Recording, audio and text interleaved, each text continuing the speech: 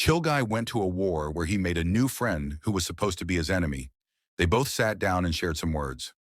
Before we continue, I want you all to subscribe and comment down your favorite brand. So, the battlefield stretched endlessly before him, a wasteland of crumbling buildings, jagged wire, and thick smoke curling into the sky like dark fingers. Explosions rattled the earth, and distant screams cut through the air.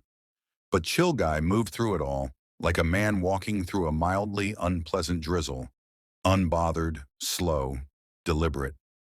His rifle was slung over his shoulder, and though his squad moved with urgency, ducking low and sprinting from cover to cover, he merely sighed, adjusting his loose helmet. "This again," he muttered under his breath, popping a piece of gum into his mouth as bullets whizzed past overhead. "Chill Guy, man. You're going to get yourself killed," one of his squad mates hissed as they crouched behind the remains of a shattered wall. Chill Guy shrugged, lazily lowering himself into cover. "I mean, probably, but not right now." He gestured vaguely at the battlefield. "Too much going on." Their commander motioned for them to move, signaling toward a bombed-out building ahead. "We take that position, we hold it, and we wait for further orders. Move fast. Watch your six." Chill Guy sighed. Orders, orders, orders. War was just an endless cycle of, "Go here, shoot that, don't die." It was exhausting. With a deep breath, he adjusted his rifle and jogged after his squad as they made their push through the smoke. Then everything went to hell. A mortar round struck nearby, sending debris flying in all directions. The blast threw Chill Guy off balance, and he hit the ground hard, his ears ringing. By the time he shook off the dizziness, he realized he was alone. His squad had pushed forward without him, swallowed by the fog of war. "Well," he muttered, standing up and dusting himself off, "that's just great." He glanced around, assessing his situation. The battle was still raging, but he was stranded in the ruins, deep in enemy-controlled territory. No clear way back, no allies in sight, just miles of destruction and the occasional sound of distant gunfire. "Guess I'll just figure it out," he said to himself, stepping carefully through the rubble.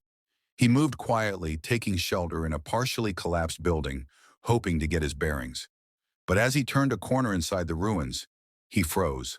Standing there, just as shocked as he was an enemy soldier. For a long second, neither of them moved.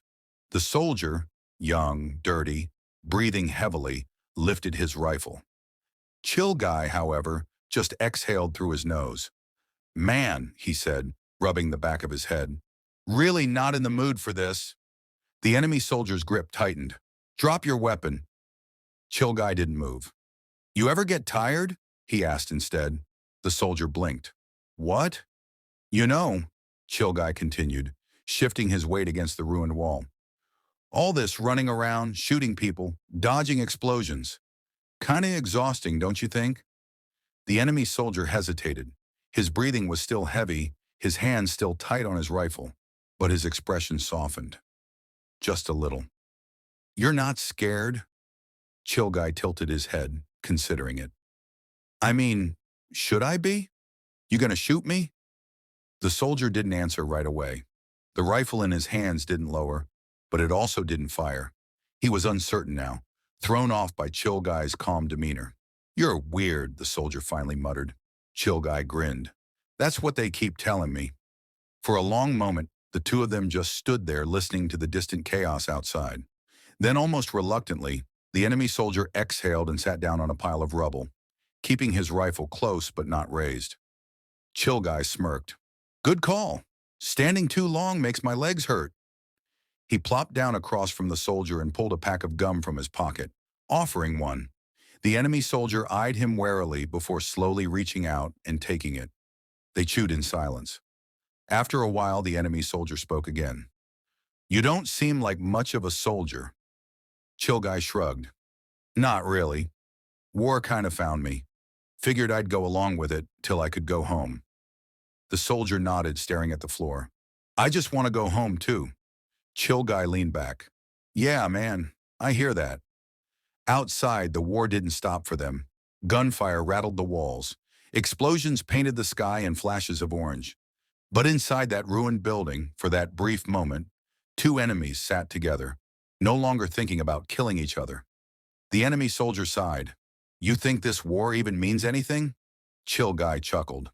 "Man, if it did, we probably wouldn't be sitting here, sharing gum instead of shooting each other." The soldier actually smirked at that. It was small, barely there, but it was real. "Maybe you're right." They lapsed into silence again. Then in the distance, footsteps, the sound of boots on rubble moving closer. Both men tensed. "My squad," the enemy soldier whispered. Chill Guy listened. From another direction, his own squad was approaching as well. The moment of peace was ending. Slowly they both stood, their bodies tensing, not as enemies but as two people caught in something bigger than themselves. "If we meet again," the soldier started, gripping his rifle tightly, "we'll have to fight." Chill Guy exhaled. "Yeah, guess we'll figure that out when we get there." The enemy soldier nodded, then turned and disappeared into the rubble just as Chill Guy's squad arrived. "Chill Guy," his squad mate called out, gripping his shoulder. "Damn, man, we thought you were dead." Chill Guy grinned lazily. "Nah, just took a breather." His squad moved on, pressing forward through the battlefield. As Chill Guy followed, he glanced back once, catching a glimpse of the enemy soldier disappearing into the smoke. For a moment, their eyes met again. No bullets, no hostility, just a quiet understanding. And then, just like that, they turned away, each walking back into the war. Days passed. The battle continued. Lines shifted, positions were lost and regained. Men fell, and others took their place. Then one evening, in another ruined battlefield, Chill Guy spotted a group of enemy soldiers retreating. Among them, a familiar face. The enemy soldier saw him too.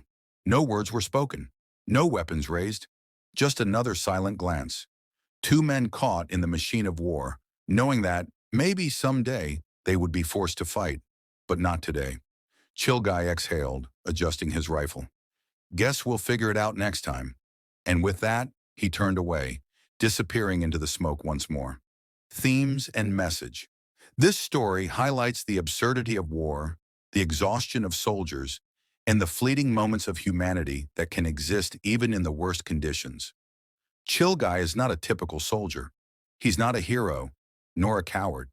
He's just a man caught in something bigger than himself, trying to stay sane in a world that demands violence. At its core, Chill Guy in the Fog of War is about the people behind the uniforms, the tired men who just want to go home, and the rare moments where enemies see each other not as targets, but as humans.